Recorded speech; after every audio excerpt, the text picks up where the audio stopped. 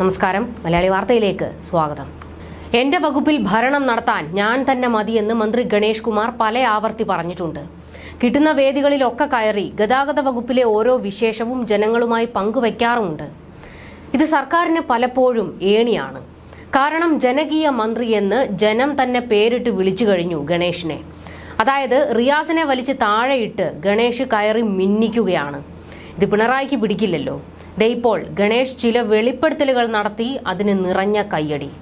ജീവനക്കാരുടെ ശമ്പളം, പെൻഷൻ, ആനുകൂല്യങ്ങളുമായി ബന്ധപ്പെട്ട പ്രശ്നങ്ങൾക്ക് ഇനിയുള്ള 2.25 വർഷത്തിനുള്ളിൽ ശാശ്വത പരിഹാരം ഉണ്ടാകുമെന്ന് ഗണേഷിന്റെ ഉറപ്പ്. 7.5 കൊല്ലം കൊണ്ട് KSRTCയിൽ ഒരു പുണ്ണാക്കും ചെയ്യാൻ പിണറായി സർക്കാരിന് കഴിഞ്ഞിട്ടില്ല. വകുപ്പിൽ വന്ന മന്ത്രിമാരോ KSRTCയെ തഴയുകയായിരുന്നു. എന്നാൽ KSRTC നന്നാക്കിയിട്ടേ ഇറങ്ങുമെന്ന് ഗണേഷ് വ്യക്തമാക്കുന്നു. ഇതിനാണ് കയ്യടി. പിന്നെ CITUവിന് കുരുപൊട്ടുന്ന ചില പ്രഖ്യാപനങ്ങളും ഗണേഷ് നടത്തിയിട്ടുണ്ട്. KSRTCയുമായി ബന്ധപ്പെട്ട് ഗണേഷ് കുമാർ ചില പ്രഖ്യാപനങ്ങൾ നടത്തിയിട്ടുണ്ട്. അതൊക്കെ ഒന്ന് നോക്കാം. ബസ് സർവീസുകൾ കുറവുള്ള ഉൾനാടൻ മേഖലകളിലേക്ക് സ്വകാര്യ ബസ്സുകൾക്ക് അനുമതി നൽകും. KSRTC ബസ്സുകളുടെ എഞ്ചിൻ അസംബ്ലിങ്ങിനും സർവീസിംഗിനും മറ്റും എഞ്ചിനീയറിംഗ് വിദ്യാർത്ഥികൾ സ്റ്റാർട്ടപ്പുകളുമായി വന്നാൽ പരിഗണിക്കും.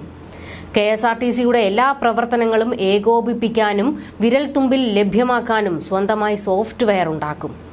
ഇങ്ങനെ എണ്ണമറ്റ പ്രതീക്ഷകളും പരിഹാര നിർദ്ദേശങ്ങളുമായാണ് മന്ത്രി KB ഗണേഷ് കുമാറിന്റെ യാത്ര. ഇത് ജനങ്ങൾക്ക് വലിയ പ്രതീക്ഷ നൽകുന്നതുമാണ്. കാരണം ചെറുപ്പക്കാരുടെ സ്റ്റാർട്ടപ്പുകളെ ഉൾപ്പെടെ പ്രോത്സാഹിപ്പിക്കുമെന്ന് ഗണേഷ് പറയുമ്പോൾ സമൂഹത്തിലെ എല്ലാ ആൾക്കാരുമായി താൻ ഗതാഗത വകുപ്പിനെ കുറിച്ചുള്ള ആശയവിനിമയം നടത്തും, അവരുടെ വിലപ്പെട്ട നിർദ്ദേശങ്ങൾ താൻ പരിഗണിക്കും എന്ന് തന്നെ വ്യക്തമാക്കുകയാണ് അദ്ദേഹം. പക്ഷേ ആന്റണി രാജു ഇരുന്ന സമയത്തൊന്നും ഇത്തരത്തിലൊരു ജനങ്ങളുമായി ചേർന്നുകൊണ്ടുള്ള ഒരു മുന്നോട്ട് പോക്കൊന്നും ഉണ്ടായിട്ടില്ല. ഇതുതന്നെയാണ് ഗണേഷിനെ വ്യത്യസ്തനാക്കുന്നതും. KSRTCയിൽ മുൻഗണന അച്ചടക്കമുള്ള സംവിധാനം കൊണ്ടുവരിക എന്നതാണ് ഗണേഷ് കുമാർ പറയുന്നത്. ജീവനക്കാരുടെ ശമ്പളം, പെൻഷൻ, ആനുകൂല്യങ്ങളുമായി ബന്ധപ്പെട്ട പ്രശ്നങ്ങൾക്ക് ഇനിയുള്ള 2.25 വർഷത്തിനുള്ളിൽ ശാശ്വത പരിഹാരം ഉണ്ടാകും. ആദ്യം അഴിമതിക്കുള്ള വഴി അടയ്ക്കുക എന്നതാണ്. ഇതിൽ ജീവനക്കാരെ പഴിക്കാൻ തയ്യാറല്ല. അച്ചടക്ക നടപടി കൈക്കൊണ്ടിട്ട് കാര്യവുമില്ല. വളരെ മോശം സാഹചര്യങ്ങളിൽ ജോലി ചെയ്ത് കളക്ഷനുമായി ഡിപ്പോയിലെത്തുന്ന ജീവനക്കാർക്ക് നിരാശ നൽകുന്ന സമീപനമാണ് തിരികെ ലഭിക്കുന്നത്. അവർ അടയ്ക്കുന്ന കാശ് ദുർവിനിയോഗം ചെയ്യപ്പെടുന്നുവെന്ന തോന്നൽ ഉള്ളിലുണ്ടാകുന്നു. ഇനി അത്തരം സാഹചര്യങ്ങൾ ഉണ്ടാകില്ല. പണം അടയ്ക്കുന്ന ആ നിമിഷം തന്നെ അവ MDയുടെ കമ്പ്യൂട്ടർ സ്ക്രീനിൽ തെളിയുന്ന രീതിയിൽ സംവിധാനമൊരുക്കും.